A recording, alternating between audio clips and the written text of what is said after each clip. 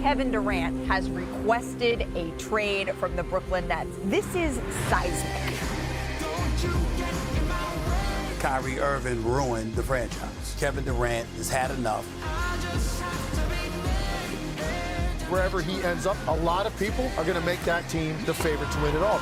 It is an opportunity for Kevin Durant to sort of reclaim the story of his career.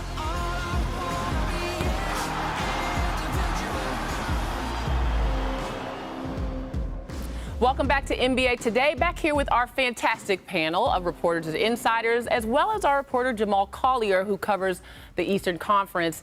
Now, Bobby, as our front office insider, I'd like to start this with you. You've put together mega deals before. Now it's time to hit our audience with the most realistic trades for Mr. Durant. What have you got?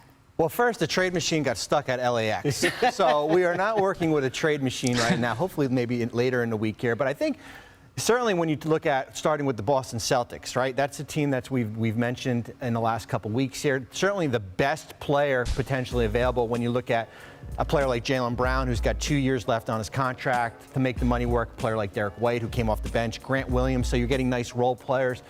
They've got 3 first-round picks to put in a deal. They don't have 4 to add. But I think if you're the Celtics, are you relying on this team right now that just lost in 6 games to the Golden State Warriors? Good enough to win it potentially, or does a player like Kevin Durant put you over the top? So I think certainly from Brooklyn's perspective, Jaylen Brown is the best player that potentially could be out there. And then I think when you certainly look at a team like Toronto Raptors, the Raptors check all the boxes, right? We're not talking about Scotty Barnes, who's not on the table right now, but when you look at certainly all 4 first-round picks, a player like OG Anunoby, Gary Trent, Thaddeus Young, you could swap out Anunoby for Pascal Siakam. So you've got a little bit of some young players. You've got draft picks here.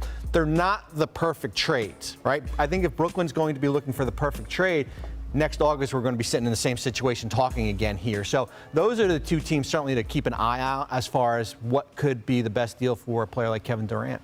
So the market is the market, and we hear you on that. But if you could make up one fun trade, just something that you would hope or could happen with Kevin Durant, something fun. Bobby, what do you got? Well, I mean, I think certainly Miami, for me, is interesting as far as what would be out there. But we run into the problem with, Bam Adebayo can't be traded to Brooklyn because of Ben Simmons as far as the designated rookie extension, as far as 2 players being on that same roster here.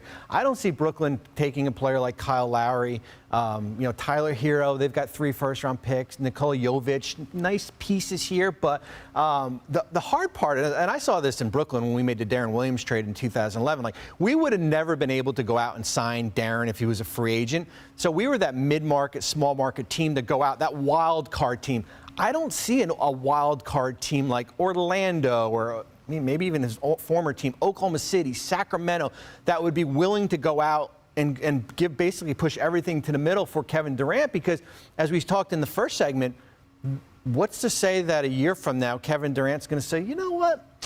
I'm not happy with the head coach here. I'm not happy with the front office here. I want out. And now that team is basically in the same situation as Brooklyn. Okay, so you went to South Beach for your fun. Most people do.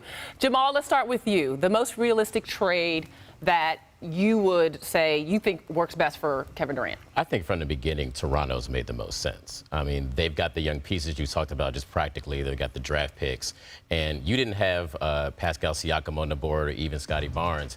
I think still just having those guys in reserve, if I'm the GM in Toronto, and I'm just nerfing my position right away here, but I'm willing to put those guys in because I think that they've got something building here and they've got a chance to win a championship. They can bring KD in.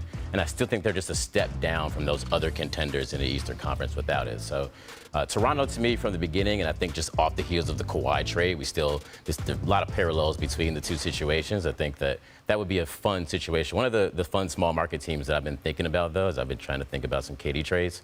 I really would like to see Memphis make a trade like this. I don't think it makes a lot of sense because they've been making so many steps and they really had a very good year, and that core is kind of building together around Ja Morant. But all the things you just said, Memphis is the one that keeps kind of coming to me, and all of a sudden you elevate them right into the mix in the West. I mean, listen, Ja and KD would be pretty great. And I've been with you from the beginning. I think Toronto makes the most sense in terms of having the assets to give up and needing to make a jump up to the next level, right? And that's why while Bobby obviously knows how to put these deals together and the Boston deal makes sense to me, if I'm the Celtics, I'm not even coming close to making that trade. Because if you look at these deals in the past and you look at these kinds of trades as they come together, like you mentioned the Kawhi trade, the Raptors at that point had really maxed out what that group was. And so it wasn't really a cost for them to trade DeMar DeRozan and Jakob Poeltl in a late first-round pick because they were getting a free roll at one of the 5 or 6 best players in the league. And if it didn't work, they were going to go in another direction anyway.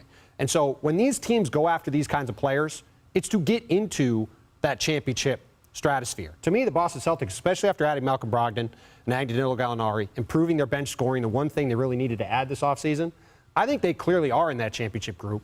And to me, I wouldn't be sacrificing Jaylen Brown and Grant Williams and Derek White and picks when I could have Jaylen Brown and Jason Tatum. Maybe we'll get a third star later. So to me, I think as far as that goes, if I'm the Celtics, I'm saying thanks, but no thanks. I think that Boston trade is more of a January trade. If Boston's sitting around the 5 seed, kind of similar to where they were a year ago, maybe where they're at 500, where they say, you know what, Kevin Durant can get us over the top. You know what, Jaylen Brown's got another year. He might leave in free agency in 2024. Brown and Tatum, Durant and Tatum together could push us, you know, to that top seed here. And I think that's the issue with a lot of these teams right now is like, I've been through it. We love our rosters in August and September, but when it gets to October and you start playing a little bit, it's like, well, maybe we can give a little bit more than what we're offering right now for Kevin Durant. Well, and you've said that from the beginning, Bobby, really going back to the end of June, right? The only way for the Nets to increase their leverage is to create a position of strength, and that is by keeping Kevin Durant on the team, getting into the season, and waiting for some of these other teams to have a 5-game losing streak, to have somebody get hurt, to have somebody decide they want to leave. Then, Brian, where are you on this as you listen to all these possibilities? There's two things about this trade that we have to remember that are easy to forget because it's just been on the table for so long. Number one, the Nets cannot rebuild. The way they don't own their picks going forward, so they can't do a tear-down trade. So trades that are based solely on draft picks, it just doesn't work for them. The second thing is they can't trade for another player who is on a designated rookie extension. Bobby has talked about for months now. That limits the number of star players that they can trade for because they've got Ben Simmons already on the roster.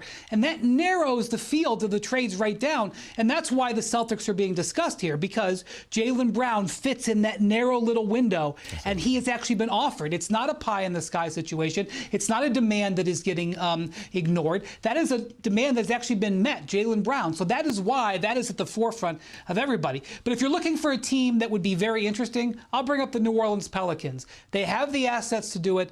Zion Williamson is hoped that he is going to have a bounce back year this year. And I'm going to tell you, having been in New Orleans in the playoffs, that is an exciting market ready to explode. And if Durant went there, I think that would potentially be a championship contender immediately.